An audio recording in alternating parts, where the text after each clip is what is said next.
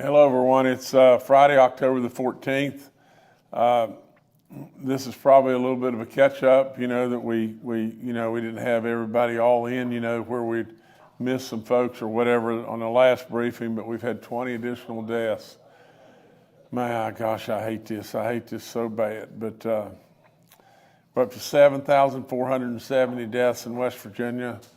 The 7,451st death is an 82-year-old female from Jefferson County. The 7,452nd death, a 78-year-old male from Randolph County. The 7,453rd death, a 63-year-old female from Kanawha County. The 7,454th death, an 85-year-old male from Randolph County.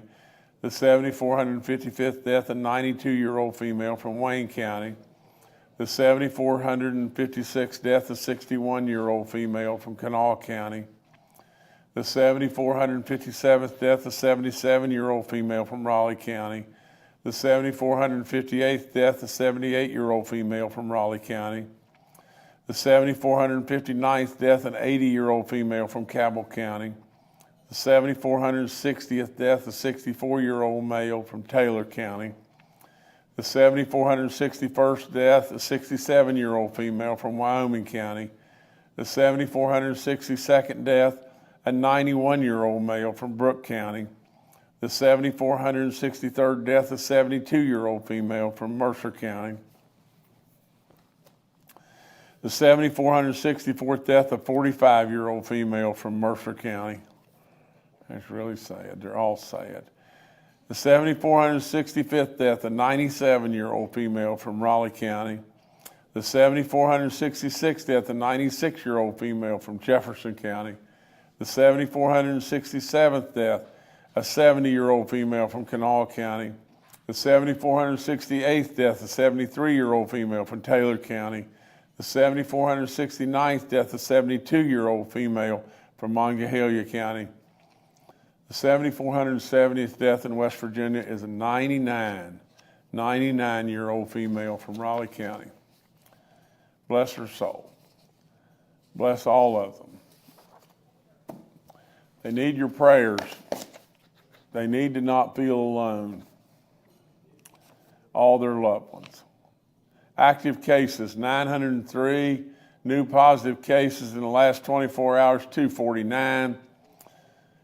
Daily positivity rate, 10.96. Cumulative rate, 8.56. Recovered cases are 595,735. 186 hospitalized, 41 in the ICU units, and 16 on ventilators. You can see most of our counties continue to be green, a few yellow. That surely looks a heck of a lot better than where it was before. I remind you again about your Omicron booster shot. It's getting colder. We're going to end up inside a lot. Absolutely, without any question, think really, really hard about getting that booster shot. The numbers still continue to get a little better, slow but sure. All the stuff on the vaccine calculator that will give you a reminder of when to get your shots and everything. All you got to do is go on our website, and we'll help you be able to get registered. All the information on our COVID-19 vaccine hotline or info line is up on our website. 55 outbreaks in our long-term care facilities, none in our church community. We're down to 17 inmate cases and 9 staff cases in corrections. Got to think that's good work by a lot of people there. Homeowners Assistance Program is still up, and it's still available to you. It's very, very significant dollars. If you're a homeowner, please call us and see if we can possibly get you, registered and everything for benefits. If you're hurting in any way, please call us. I've told you over and over about giving blood. Check with your physician. It's something that would be really great to do if your physician okays and go forward. From the standpoint of the Amendment 2 conversations that we're having in different communities today, I'll be in Point Pleasant, and I encourage you to come and join me and ask your questions or whatever like that. I'll give you my 2 cents as far as what I think we have at stake here, and and everything that's going on. This morning I submitted a request to President Biden and FEMA for presidential disaster declaration in the state of West Virginia due to the severe weather and all the flooding that we've had from July the 12th to August the 15th. In these counties, Doddridge, Fayette, Jackson, Kanawha, McDowell, Mingo, and Wyoming counties, and with all these disasters, surely we've directed all of our state agencies to help folks in the state of West Virginia in every way we possibly can to get back to some level of normalcy. I hope that President Biden and FEMA will go along and agree and approve our request as quickly as possible and everything, because it could sure help a lot of folks here in West Virginia. I have not let out my press release on this, but it'll go out today and everything. It's in regard to a new trout stocking that we'll be doing, or maybe a modification to trout stocking that we'll be doing from October the 17th till October the 24th. This is in conjunction with our regular fall trout stocking, but this is going to be a monster trout stocking program. And these fish are really big, and it could be a real opportunity for you to catch a great big trout in the state of West Virginia. And as a lifetime angler and everything, I don't know how it gets any more exciting than that. The colors in this incredible state right now will just blow you away. It will absolutely touch your soul. But during this week of October the 17th to the 24th, the West Virginia Department of Natural Resources will stock 40 lakes and streams with 30,000 trout, 2,500 of which will be trophy-sized trout. The 2,500 trophy-sized trout, 250 of those trout will be tagged, and there'll be a special prize and everything. If you're able to catch one of those great big fish, submit your picture and everything. We'll be giving you commemorative hats and a certificate and everything of that accomplishment. And all that is available to all of our anglers. If you're 15 and above, you're required to have a fishing license and a trout stamp. And we want this to go out to everyone. I think there's 160 different retail locations where you can go online, or you can go online with wvfish.com and get your license and everything. But I hope many from out of state, come and purchase their license in West Virginia, help us out on that side, but enjoy this incredible experience and really maybe encounter an absolute gigantic trout. So that would be really fun, really fun. And the last thing I have is just the obvious. Just look outdoors and look around. The colors are spectacular beyond belief. I think that was Cranberry River that we just saw there just a second ago, but just look at what you're seeing now on the screen. And if that doesn't touch your soul, if that absolutely doesn't make you really proud, I don't know what does if you're from West Virginia.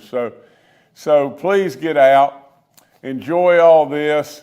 Secretary Ruby and our tourism department are just standing with open arms waiting for you to come and see how beautiful our state is in every way. I guess from the standpoint that, let me make sure that I've got this right, but colors in Nicholas, Lewis, Clay, and Braxton counties are currently at a 70% level, as to peak. Colors in Tucker and Pocahontas counties are still both stunning beyond belief and everything. I was in Elkins at the Forest Festival last Saturday. On the way home, coming through Pocahontas County, it was unflat believable. And so with all that being said, get out and let West Virginia touch your soul and see God showing off. I mean, that's really and truly what's really going on right now. The good Lord above is showing off right now in West Virginia and just showing how powerful his beauty is to all of us. So get out and enjoy, please do. All right, thank you, Governor. Let's now go to Dr. Clay Marsh, our coronavirus czar. Well, good morning. As the governor has read the names of those who have passed from COVID-19 again this morning, we're reminded of the importance of making sure that we are caring for ourselves, and by doing that, we care for all West Virginians. There is a lot of information that is starting to accumulate in Europe particularly, that suggests that a new form of COVID-19, a form that is a variant of the BA5 a form of Omicron called BQ1.1, is now gaining more activity in Europe, and we're starting to see that in the United States as well. And the last time I was on the press brief, we pointed out that the beneficial growth and immune escape of this new variant, the BQ1.1, is about the same as BA5 had over BA2, and about the same as the Delta variant had over the Alpha variant. Remember, the Delta variant was from India, Alpha from the UK. So we can expect this variant to continue to grow. And we know that this variant is a descendant of the Omicron BA5 variant. So it makes it even more important for us to consider getting the new Omicron booster shot as soon as you are eligible. And General Hoyer will talk about information related to the vaccine calculator. Good news is that the Food and Drug Administration and the Centers for Disease Control both approved the new Omicron booster shot for children as young as 5 years old who've gotten their primary series, who've already gotten their first shots. And any child over 5 or over can get the Pfizer shot and the new Pfizer Omicron booster shot. And any child 6 or older who's gotten the primary series, the first 2 shots, is eligible for the Moderna booster shot or the Pfizer booster shot. So we would encourage people to go to the vaccine calculator, both for yourself, but within the next 24 hours, we will have updated the vaccine calculator to also make sure that your children 5 years old or over who might be eligible for the new Omicron booster shot will have that opportunity. The other thing that's important is there's a big study from Scotland that looked at about 30,000 people that had COVID and about 60,000 people that didn't. And they found that 1 in 5 people in Scotland who had COVID still had symptoms in the next 4 to 6 months after, about 1 out of 5 people, about 20%, had symptoms that were persistent even at the end of the study, did not resolve. And about 40% of people, about 4 out of 10, had symptoms that maintained for 4 to 6 months after their COVID was over. And these are people with mild COVID. And this study also found that getting up-to-date COVID booster shots reduced the risk of developing these symptoms, even if you got COVID, by about half. And they identified the most important problems that predispose people to the long COVID symptoms, particularly the ones that didn't resolve very well. Listing 5 more medical illnesses, was to be over 80 years old, was to have a pre-existing neurological disease or kidney disease. And the other thing that's really important, and this is a separate study, but in America, more Americans 45 and under have been treated with a life-saving antiviral agent, Paxlovid, if they develop COVID, than people over 85, which we know are the very highest people in our country who are at risk of dying of COVID-19. And so we really also need to make a concerted effort to make sure that we are not scared of prescribing Paxlovid for people who are older, because we know that the risk-benefit ratio, the benefit of giving Paxlovid way outweighs the risk for people that are older. we're definitely underutilizing that particular treatment in our country. If you get symptoms and you test yourself and you're positive, please reach out immediately to your care provider to look at getting Paxlovid, particularly if you're over 50 years old, which again is the age that is the highest group of people over 50 that die and get sick with COVID from complications of COVID-19. Thank you. Thank you, Dr. Marsh. Next to retired Major General Jim Hoyer, the director of our Joint Interagency Task Force. Good morning. I'd like to reinforce a couple of important points that both the governor and Dr. Marsh pointed out.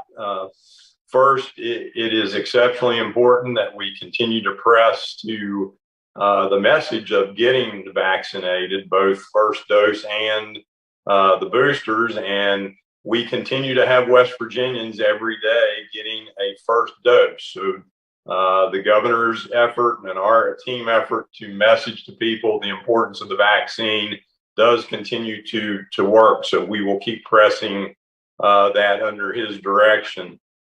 Second is that, as Dr. Marsh pointed out, ages 5 to 11 are now open for the vaccine, and the calculator, as he mentioned, will be updated in the next 24 hours. If you have questions in the meantime, please reach out to the info hotline, 1-833-734-0965, and they will work to help you, to help your children with the important vaccine information. As I pointed out, we are continuing to see an uptake in Omicron boosters.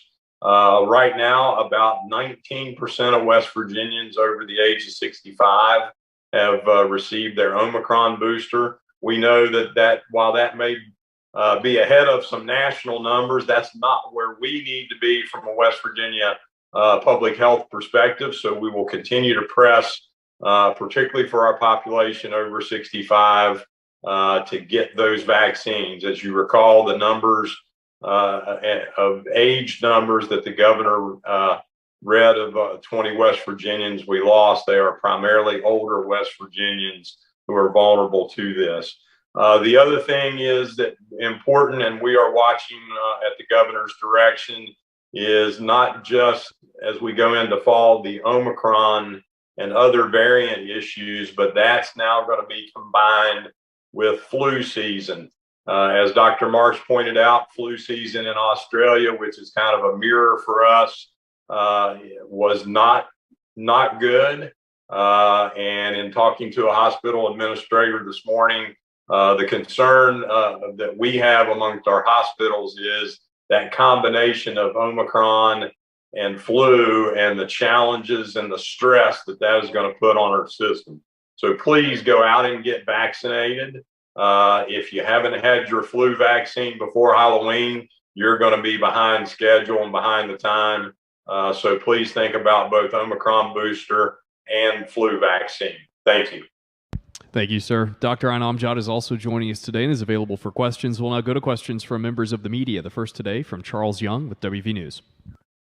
Hi, this is Charles Young with WV News. My question is for General Hoyer. With the additional concern about flu season that you were just talking about, does that revise any of those metrics, the daily hospital intakes or our overall COVID care numbers? Does that change the calculus there? Thank you. General, please. Yes, sir, Governor. Yeah, Charles, actually it does, and we're running through numbers now. It is clearly going to adjust that number down below that 500 number that we've been paying attention to.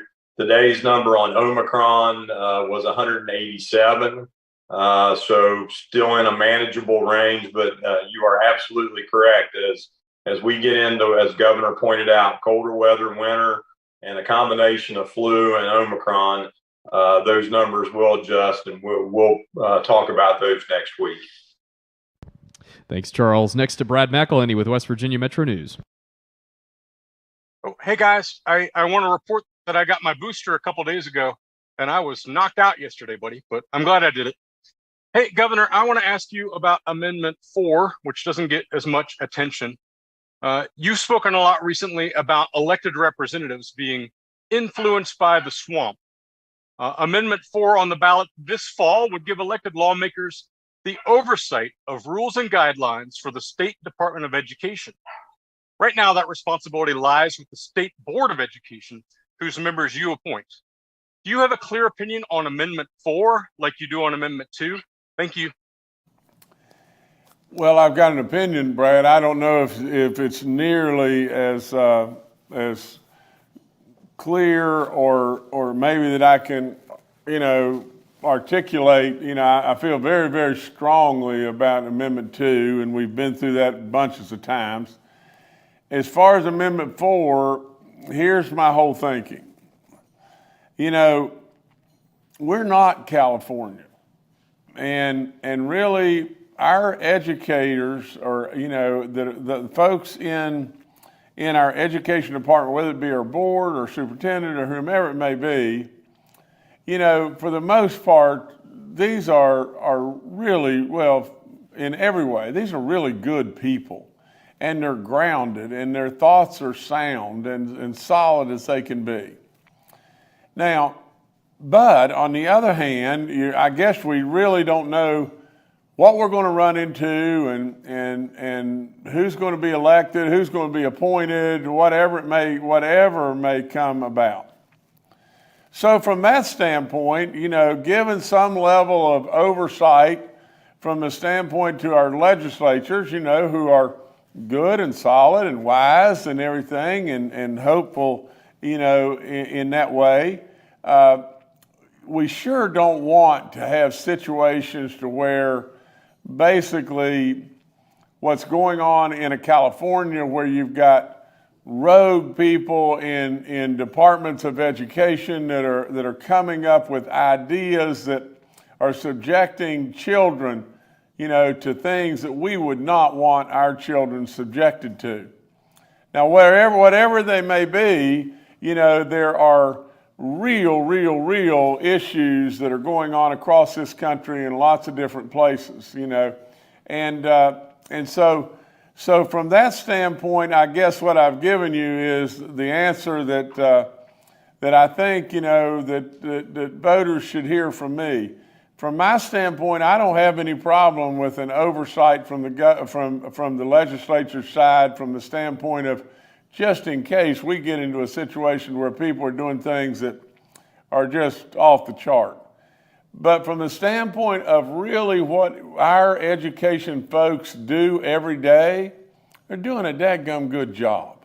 And so that's, I guess really that's where we are right now. And I don't know how to explain it any better. All right, thank you, Brad. Next, we'll go to Stephen Allen Adams with Ogden Newspapers. Yeah, Steve Adams here with Ogden Newspapers. Obviously, you had the big announcement about the vehicle tax rebate earlier this week. I think most of the reporters have had time now to read the draft bill, and it would appear it's really more of a tax credit against personal income taxes, corporate net income taxes, and there are some caveats there. If you are late paying your bill or to the counties, then it looks to me like you wouldn't be eligible for that.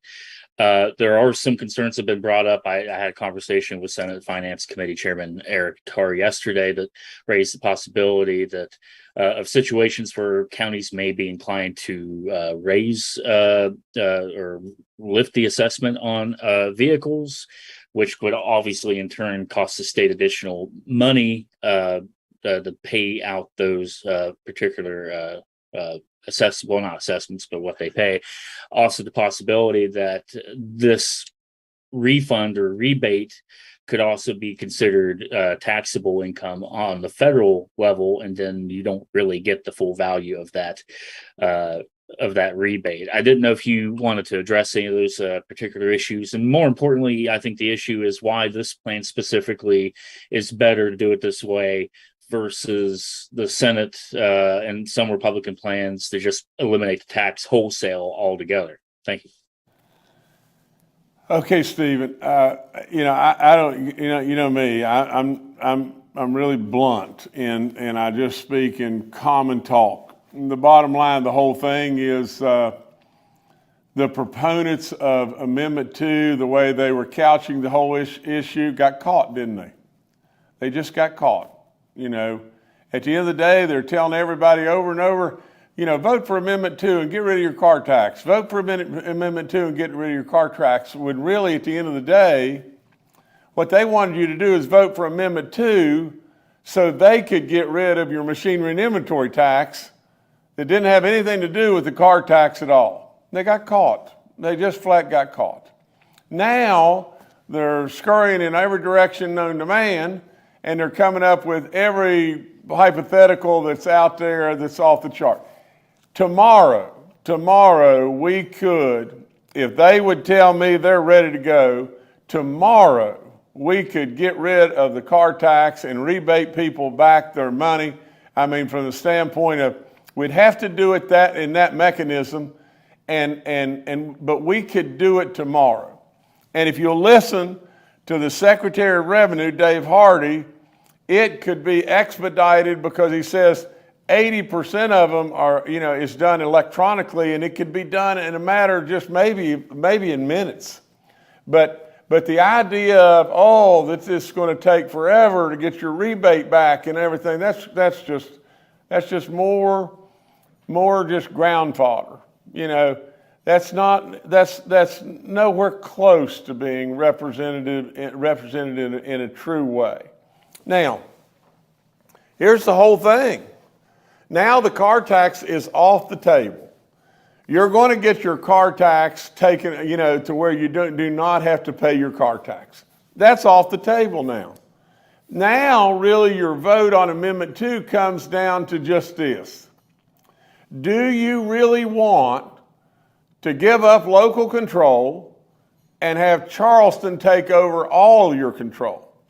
Do you really want to pass on the possibility of getting rid of some of your personal income tax that could put dollars right in your pocket and give those benefits to possibly very big corporations that are doing very, very, very well right now? And are you willing to do that and basically really just turn your back on the fact that really if things do go a little astray, and things will happen as we go forward, and if we get upside down just a little bit, who's going to suffer?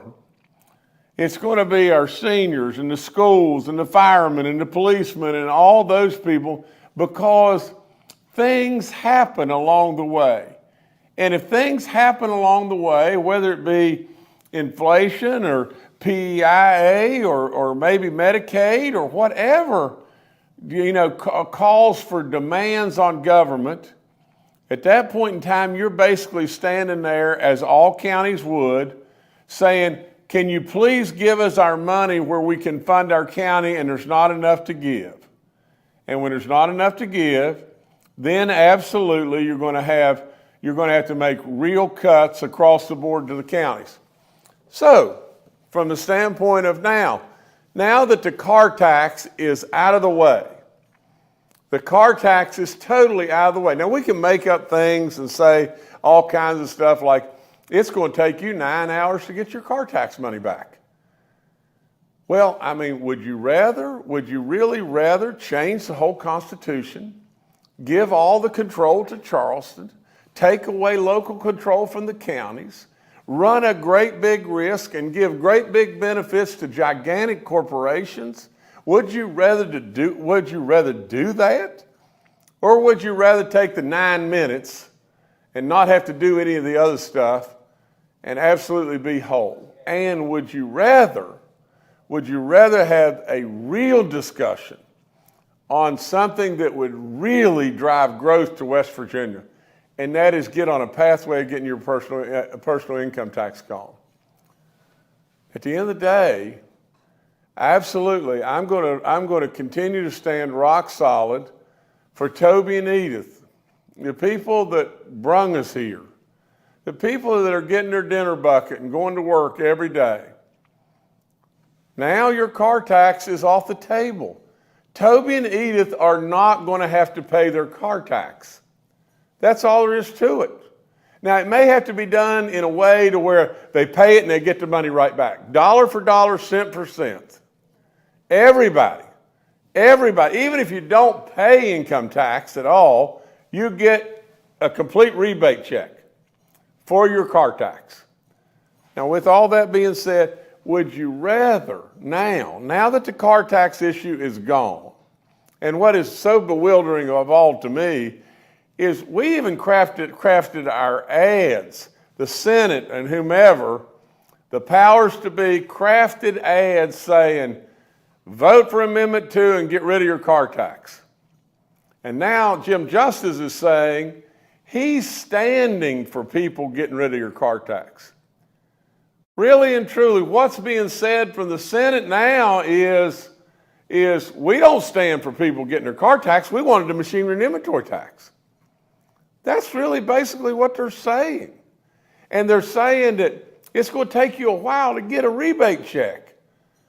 You know, and they're basically saying anything and everything because, like I've said so many times, like it or not like it, the worst thing that can happen to legislatures or elected officials is they get influenced by lobbyists that are passing out campaign donations or whatever, influenced by the promise of support in the next election, influenced. Basically, that's what the swamp is. And then they get themselves wedded to a cause. Well, the weddedness now is to the machinery and inventory tax. It never had anything to do with your car tax, and I knew it. I took it off the table. From the standpoint of where I stand, I have on day one stood over and over and over saying, I'd absolutely be in favor of getting rid of your car tax. But let's get on a pathway of putting additional monies right back into the people's pockets. If the people have the money, they'll spend their money and they'll spend it here. If the big giant corporations who knows where they're located have the money, is that going to help the people of West Virginia? I mean, Stephen, listen, I just didn't roll off the pickle truck yesterday. I mean, for crying out loud, this is as simple as just this. I've known from day one their ads were hoodwinking West Virginians. Their ads of saying, get rid of your car tax, vote for Amendment 2. They never cared about your car tax. They never cared about that. They want something else. And at the end of the day, that's not right. It's just plain not right. So it's easy for me to tell you where I stand.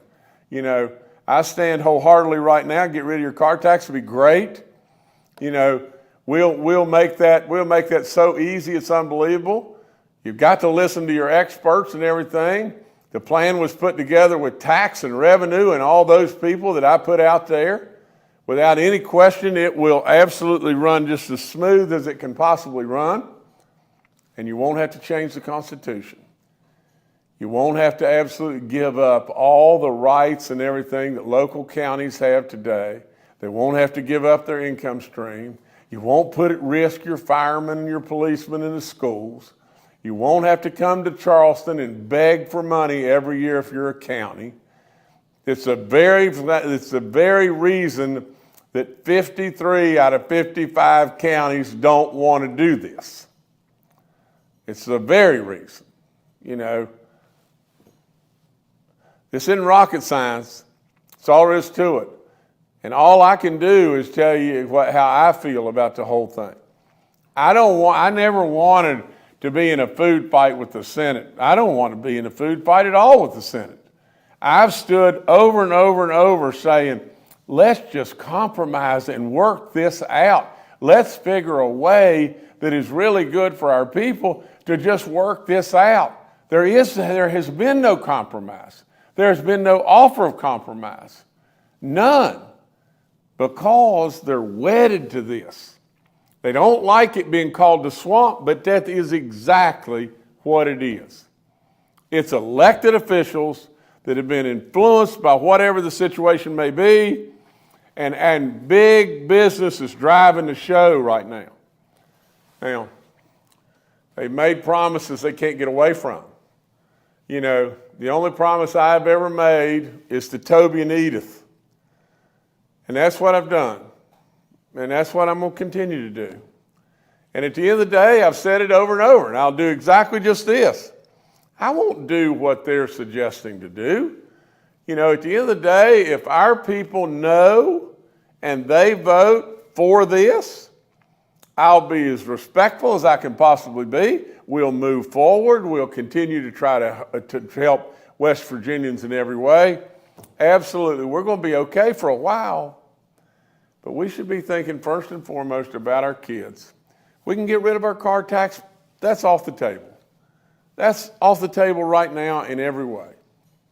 There's no way, there's no chance on this planet that no matter what happens, that our legislature, whether it be rebate or whatever, our legislature will allow you to continue on now that we have a mechanism of rebate to get rid of your car tax. There's no way. For crying out loud, you would absolutely make sure that not a one of them ever again got elected. Absolutely, your car tax is gone. Vote on Amendment 2 if you want counties to lose control and Charleston to take care of everything you do. Vote for Amendment 2 if you believe that. Vote for Amendment 2 if you believe that the personal income tax doesn't have anything to do with anything.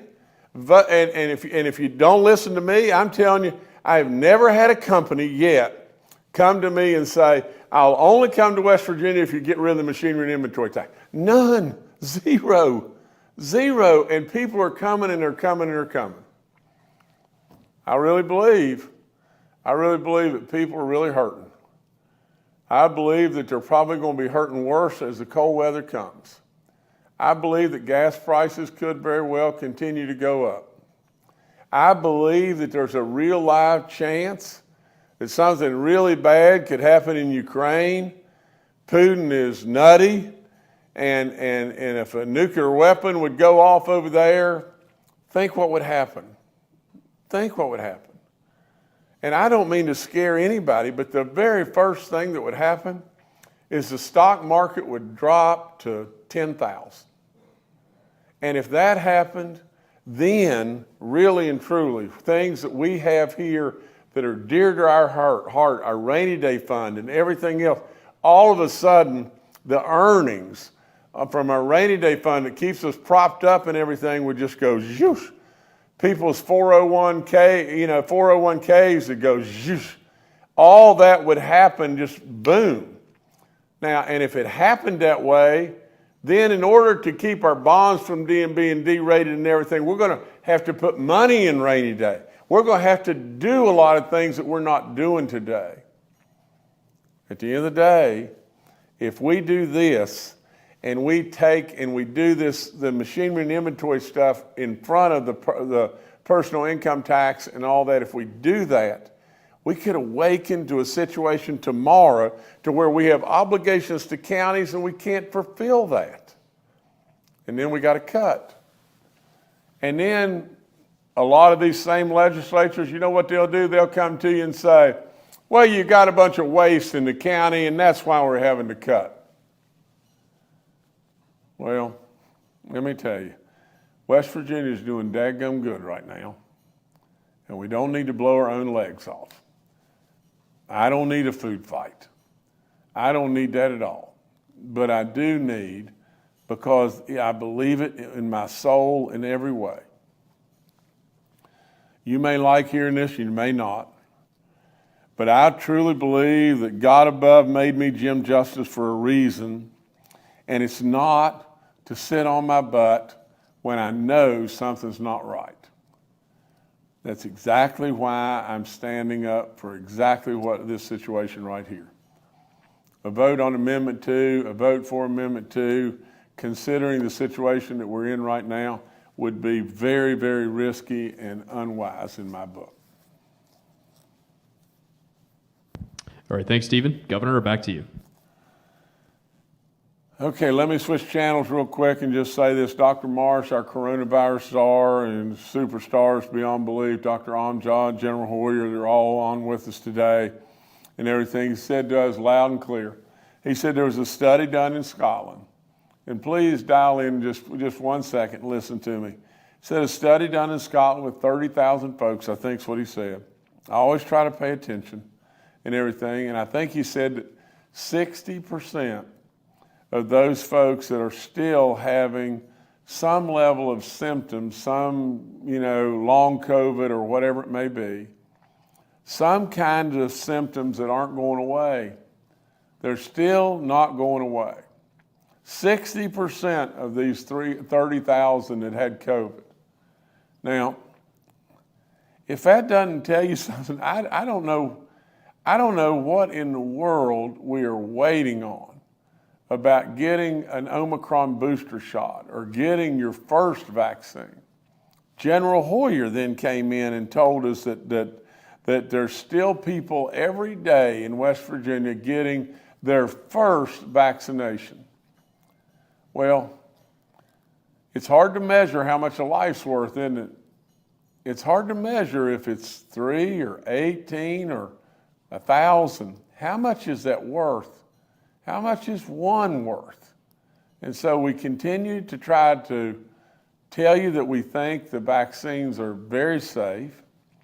And we know that the probability of hospitalization or death if you're vaccinated is multiples, less than if you're not. So every day, General Hoyer's saying somebody else comes and gets their first shots. And surely to God above, a whole bunch are coming now and getting their booster. We want more, but a whole bunch are coming right now. He also brought up another point that we should all be aware of is this flu season. And I think he was talking about Australia and said, that their flu season had been pretty daggum tough. And everybody, all the experts are telling us the probability of the flu season this year could be really pretty tough. So get your flu shot. I mean, come on. Just get your flu shot. We really encourage you to get your boosters, and we absolutely encourage you also to get your first vaccinations. We will always be respectful. I will always be respectful of the fact that all of us have our freedoms, and that's what's made us great in many ways. But absolutely, we've got to find a way to live with this, don't we? And right now, as has been for a good while, and thank God for it, because think of all the panic over some way, somehow, or when are we going to get the vaccines? And we have to give President Trump so much credit. I mean, they did that. The warp speed deal that they put together was truly warp speed. And they got it out, and they got it out so fast, and it saved who knows how many. Could have been millions of lives all across the globe. With all that being said, oftentimes we don't give him nearly the credit that we should, and that's a big time mistake on our part. But with that being said, I'll leave you today with just this. Please take heed. Really, the ammo we've got in the gun always comes back right now to just this. All we've really got to slow this thing down, to live with it, to give you life. All we've really got right now in so many ways is the vaccine. Please consider. Also get your flu shot. Thank you so much.